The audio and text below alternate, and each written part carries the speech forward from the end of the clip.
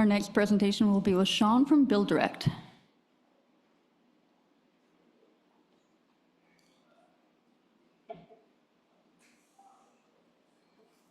All right, guys. Hey, we're North America's consolidator for the flooring industry. So at a glance, it's a roughly $90 billion TAM. And I love the flooring industry. It's a huge, massive, beautiful business that in good times and bad really chugs along. With that, we're around 65 million in size and 2.4. We're primarily focused today in Michigan. We also have a location we opened up recently in British Columbia, Richmond, BC. California and Florida are also new. And for us, it's really about either building or buying locations just based on the economics, which we'll talk about. So as I mentioned, the flooring industry is a large TAM, and it's mostly tied to renovation projects. So things like cabinets, countertops, siding, roofing, those other building material categories are closer tied into like construction cycles, things like that. Whereas flooring, love the space. It's driven heavily from renovations, so people wearing out their floors. Of course, the market's hotter, better, housing turnover is higher. You have more of a tailwind also on projects.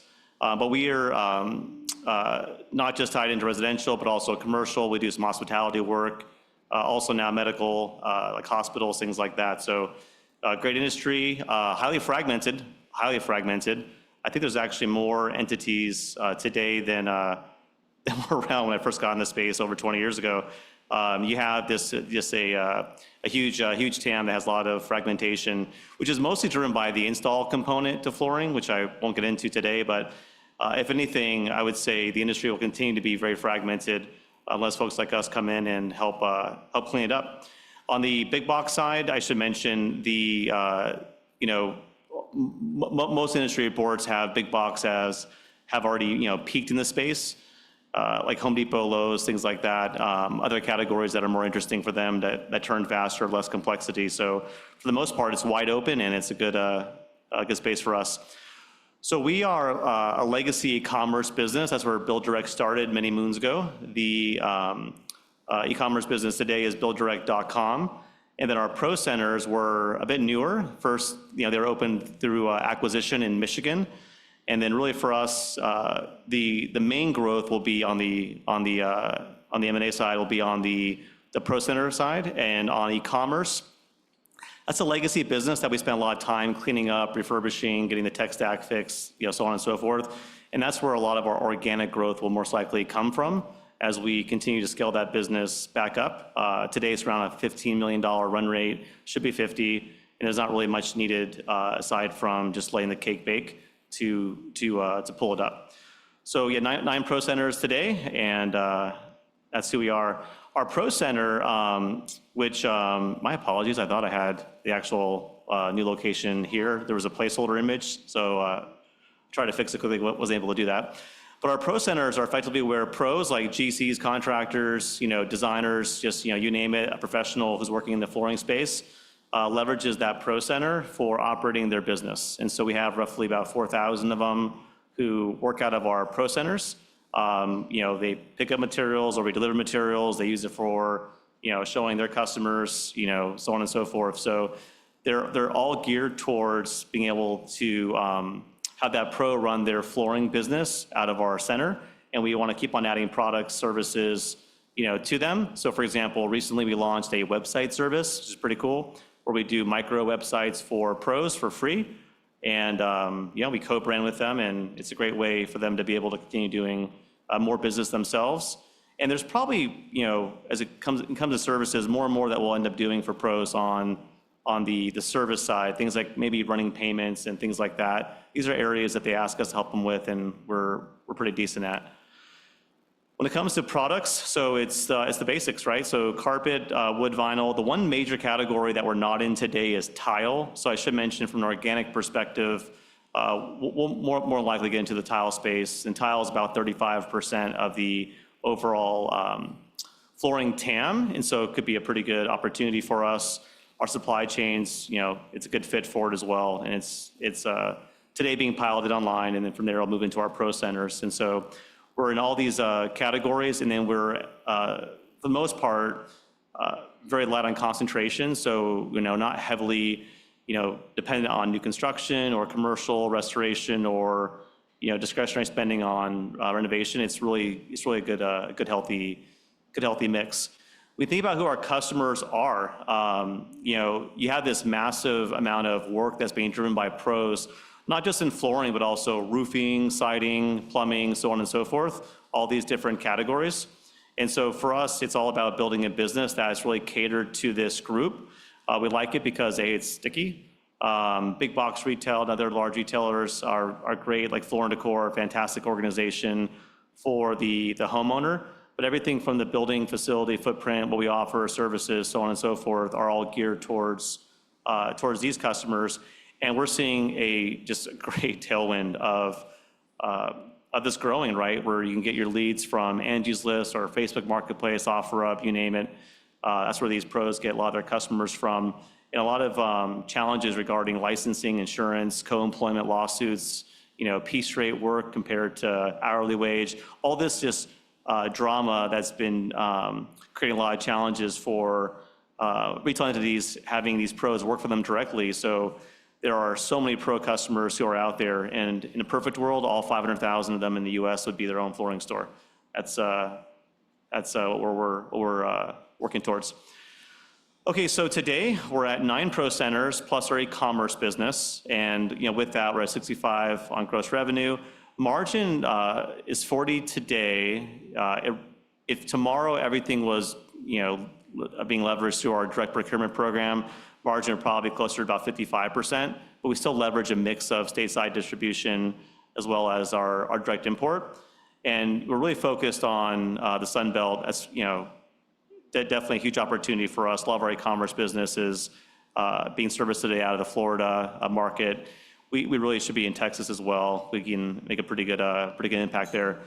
What we're building towards, like our North Star, we want 75 locations, $500 million in revenue, and then on the margin side, there'll continue to be opportunities there for sure. Flooring is not a super price-sensitive category, and as I mentioned, there's opportunity to really drive cost out as well. And then if you look at our financials, we've set up in a way that should be relatively easy to model. We have our corporate platform that we operate that scales very, very well. And so as we're adding locations, our physical locations will on average do, let's say, about $7.5 million per location. They'll have EBITDA around 12 or 15%. EBITDA is damn close to net income. And then really from there you have a platform that gets highly leveraged really along the way. So we built this platform to be very efficient on adding locations. And we call them pro centers because for the most part, the locations that we're adding service pros in different categories. So for example, if you have a business that is servicing local, let's say, commercial renovation projects, more than likely that business is focused on just that niche. But we can bolt on our other customer channels and marketing, things like that. And so in some cases, we'll rebrand them. Like our last one in Orlando, we co-branded BuildDirect with their legacy name. But if we pick up a business that has a really strong local brand, we may not. So for example, in Michigan, our main brand we operate out there is called Floor Source because it's sticky, it's been around forever, and it's a pretty good reputation with the local pro community. So in the back end, the inventory is leveraged from our general business, but we have a front end that's a bit different. For us, it's all about e-commerce first. I mentioned we are a legacy e-commerce business, and for us, we really track our growth plans. So our 75 locations, we've mapped those out a little while ago, and we have our e-commerce engine running those markets. And effectively, as we're building up that business, it opens up markets for us we're able to seed, like in Los Angeles. We first started the e-commerce. We kept on growing that business until it got to a point where we could convert our location out there from shipping into a BuildDirect operated pro center. Super efficient. You're already sticky. You already have a presence in the market, and it's a pretty good fit. Once we get a base of business that's ramping up, from there we either build a location or we buy. Right now, we're in buy mode. As you guys probably know, the market's a bit tough, especially in businesses that are inventory dependent, trying to deal with tariffs, all this kind of great noise. And so there are quite a few deals that are out there. And so for us, definitely view the next few years as a great opportunity to buy. However, with all deals we do, you have to test it back against what the cost of building is. And for us, we're pretty efficient with building. So if we announce a deal that we bought something, is a 100% probability that it was a better deal financially than building it.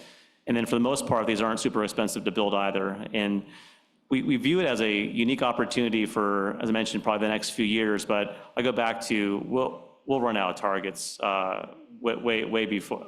We'll run out of years way before the targets are exhausted. There's over 15,000 of these businesses that are operating across the country, and there's been quite a few successful roll-ups in different niches that have happened. And for us, we're just focused on the pro segment for the reasons I mentioned before. Once we buy them, you can optimize in a few ways. The first main way is on marketing. The flooring industry is very light on marketing. So if you attended like a recent floor covering industry conference, we'll have classes on how to use like paid ads, how to use Google marketing, like really basic stuff that many industries dealt with long ago, which is great, for people like us. But also, like on the supply chain side, we can cut costs quite a bit by leveraging our direct import programs. And really, for us, it's really about marketing and procurement for improvements. That's how we model out these deals. And I should mention, for buying something intuitively, you don't pre-price in the synergies there. So it's all opportunity on the backside. The one example I'll give, actually, the next time I talk about this, there'll be some hard numbers here plugged in based on the time frame when we're reporting our results. But it's a great example. It's just one of many examples. Great owner, owned the business for quite a while, wanted to retire. We don't buy businesses that don't have an operator. And so in this case, there's a great GM that was in place, running the day-to-day business. And then with that, really no succession plan. They own the real estate, and it's the same story over and over and over again. I was in Toronto this week, also meeting with a few people. It's the same story. You have all these business owners who have these large flooring or roofing or insert other category businesses, and if they're operating out of light industrial real estate and they've been around for a while, there's a great chance they own the building. And there's a great chance the building they own is worth a hell of a lot more than what the business would be worth. For them. And so you have this opportunity to come in, step in, give them a solution on how to divest the business, and they either sell the real estate off to institutional buyers, or they keep it and we just lease it back from them. But it's just really what it's all about. Our team has been set up to, and I really appreciate our CFO Kerry and his team, has been set up to work through these deals, which can be quite aggravating at times, right? A little frustrating. You're almost doing due diligence on both sides, it feels like. And so developing a process that was super seller centric would make it very easy, very simple. I get asked every now and then why private equity doesn't step in and buy these up. And if you came with me on one meeting, you'd know why pretty fast. They're very far away from the level of sophistication, even if it's a $50 million company, being able to work there. And so, with that, we have a great team. We have a lot of respect for the business owners and have a good plan for them, how we can help their team continue on post their sell. And for the most part, they're looking to get their names off the books and really kind of things like that. And we do have a really good finance team, finance function, and for us, it's a pretty good process for integrating that we built, and it's really built to scale. The main thing I'd point out, like for us, I mentioned we want to be around 75 locations, about $500 million in revenue, and there's a reason why. I mean, for the most part, we like markets that are digital friendly, and the main MSAs throughout North America that we can compete in with that model, effectively, 75 makes sense. Like in Orlando, for example, we have our first flagship. We'll probably do 3 or 4 more in Florida. That's why tile is important. In the Sun Belt, tile is a big category where it's not so much in the Midwest. But for us, everything we do, it's really the mindset's around how much cash we're putting into it, how fast we're getting cash back. I like plans that have a clear 2 or 3 year payback, but a path potentially to 1. And then when we do buy, we like having deals where there's a lot of inventory, and also, for the most part, asset purchases, clean books, and we kind of work through that process. Our 3 tracks for growth, as I mentioned, are organic first, and I would look on the catalyst side to our e-commerce business. That's a legacy business. It used to be 80 million back in the day, a while back. It's today running around 15 million. I think I've mentioned this before to the folks here, if I've talked to you before. We pulled that business back quite a bit over the years as we were fixing the tech stack. But there's a lot of organic growth opportunities there with that business as we're now scaling it back up. And what that looks like is you slowly increase inventory, you slowly increase demand gen spending, and you slowly increase staff. It's pretty straightforward, as well as a couple other new categories I mentioned that are in the flooring space that we're not in today. I get pretty excited about bolt-on acquisitions. I love these little $6 to $15 million businesses that you can just plug right in. And look, there's always something we have to fix, some issue we have to overcome. Maybe it's too much inventory, maybe it's old inventory, maybe it's a variety of things. We have pretty good ways of dealing with those items.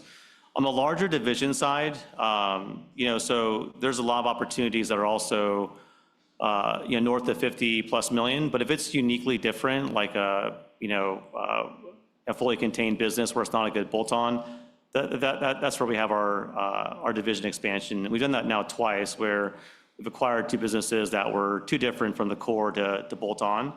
And there are a few specific businesses that we're interested in looking at, and deals like that would have also have heavy coverage on the working capital side. So yeah, here's us on the revenue side. We're at 65, and from a share perspective, we're very tightly held, over 70% on the inside institutional side. And I get questions a lot. How do you buy more shares? The answer is you got good luck. It's not a problem we're trying to solve. I was told a while ago I need to fix the liquidity. Nope. At the end of the day, look, we're capital allocators, and we really have a great group of people that are involved, and we're rifle focused, not on promotion, but rather just building the business, and then ideally getting to that 500 million revenue with the smallest denominator as possible, and the denominator that matters to me is share count. So great team, great board. Really enjoy working with them, and I'm not big on flattery, so I really do mean that quite a bit. We have a great chairman, also supporting team. Then also really, from a management perspective, myself, Jay, Carrie, and Denny, who leads one of our large subsidiaries, we love this industry. We love this space. We love the challenge. This is not just a 3 or 4 year deal, right? This is something that we have a lot of passion for. I saw this opportunity years ago as I was working through large companies in the flooring space, and just saw this massive opportunity for this consolidation play that's extremely disruptive. So we have kind of like a love-hate deal with some folks, of course, in our industry, but pretty thrilled to make this a massive thing. And then from there, who knows? There's other categories besides flooring that are pretty large. So kind of all in all, huge market. We're a very fast horse. We're the tallest pygmy in the village sometimes, if you think about that, when it comes to how we apply technology in the space. Solid team. Hey, our leadership team has had some wins, had some losses. Egos are parked at the door, and for us, it's all about responsible, steady growth, and really from there, that's us. Any questions?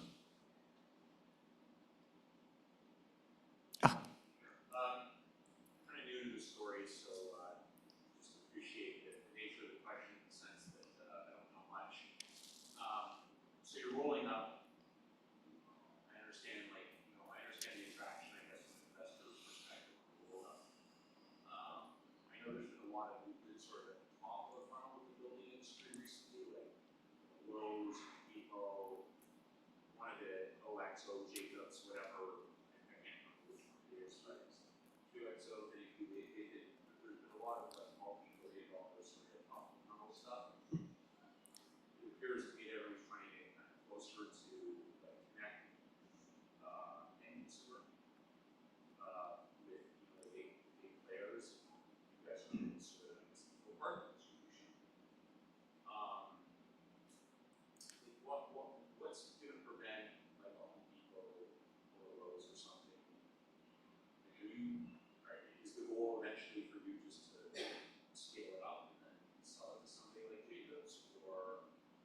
why are they not doing what we're doing? And again, I appreciate you probably doing a way better job. Let's try and like really big picture, even. It makes, yeah, it makes sense. Yeah. So so there's a few things. You know, the first, when it comes to like a depot or Lowe's, and I was a former depot merchant, and you know, a lot of fun, great company, and a focus on the pro customer as well. But there's a few problems. If you know, for example, build homes or you do renovation, you need like one or two doorknobs. Great, you go to a big box store. You need like 50 of them delivered to the job site. You go to a wholesaler. You know, different cost model, different service model, really things like that. But when it comes to like companies doing roll-ups in this space, look, I thought there'd be more by now also. It just shocks me, absolutely shocks me how few, and we're talking to businesses about selling, we don't lose a deal to someone else. They just don't sell if we can't come to terms. We've had quite a few last year just close. When you have, you know, $30 million in real estate, you know, it turns out it's not worth the hassle sometimes. You know, it's funny, I stopped asking myself that question and just started making offers and just started realizing, look, it's a huge space. A lot of folks could come in and participate. I think one thing that scares private equity is the inventory. The inventory is the scary part. You can get hurt pretty bad in inventory. So for us, like our e-commerce business is a great outlet for dead inventory. And without that, you'd have, you know, some major concerns when you're buying a business. When it comes to what the exit is, I don't honestly don't know, don't have a view there. I want a $500 million, you know, 75 locations, every major market. And then from there, it's, okay, great, what's the next major category? That's to me a lot more interesting. I would say lastly, like, so one challenge with the pro is the real estate footprint. Like, so a little, you know, huge fan of floor and decor as well, but the real estate footprint set up for the homeowner. And the same with Depot. Our pros, like, they just drive in the back up, and then yell at the person to load their order up, and they want to be out like in 5 or 10 minutes. You can't do that with Class A real estate at all. It's not really a thing. And so that's what our pro centers do, what they cater to. And the same thing applies to windows, roofing, siding. And one of my favorite companies you want to look at, you know, kind of what inspires us is ABC Supply. The owner did an amazing job in the roofing space. It's a company, you know, multi-billion-dollar company no one's ever heard of. And they're still not even the biggest supplier in the local market, you know, for a lot of roofers. So there's a lot of opportunity for sure. Any other questions? Build and buy, so it's a lot one for 600,000 EBITDA. Is that what it costs to build? No, it costs a little less. So when you build it, it's about 500,000, and that includes the initial inventory. And then, you know, really from there, it's, you know, you want to get it up to around 7.5 million. So the warehouse is probably like 20,000, you know, square feet. You know, with that, and you know, you could 45 minutes to an hour drive time is about far enough. It takes time. Like, so one thing we're trying to hack a bit is we're trying to figure out how to build faster and scale up faster with pro leads, which so far is going pretty well. We'll talk about more of that on future earning calls. I would say the better we get at building, and by better I mean ramping up the pro reputation in the market, the more pressure that'll get put back on the build side. So if we're going into a market, we're going into that market. It's just a matter if we're going to build or buy. And so on the buy side, it just has to make sense. So yeah, for one location, that's about right. I have 1 minute left. Anyone else have a question? Yep. Sure. Private equity likes like capital light businesses. Is that the answer to the inventory question, or is there like fashion in flooring and where it's stuck with it? Like, you know, it doesn't strike me as like something like, I don't know, clothing or something. Maybe I'm wrong. Yeah. So I was years ago, I was a product director of one of the largest flooring manufacturers. I have like no fashion sense or style at all. I'm just wearing a black sweater. And so it's funny, we did trend analysis over like 20 years. Nothing changes. Like, it's a very boring, you know, deal. Some stuff changes as far as like, you know, the marketing, the rebranding, you know, grays are out, browns are in, things like that. But yeah, on the PE side, so two things about this business they don't like. One's inventory, so assets that are not very fungible, right? And the second part is AR. AR is next to non-existent. We don't, these businesses that we like don't have big name customers. It's just a lot of small customers, and they pay in cash, or they pay in a few days. And so there's not a lot of AR you can leverage. And intuitively, you get 50%, 50% on the inventory and 80 on AR. So that could be it. Yeah. All right, guys. Thank you very much for your interest and for listening. Appreciate it.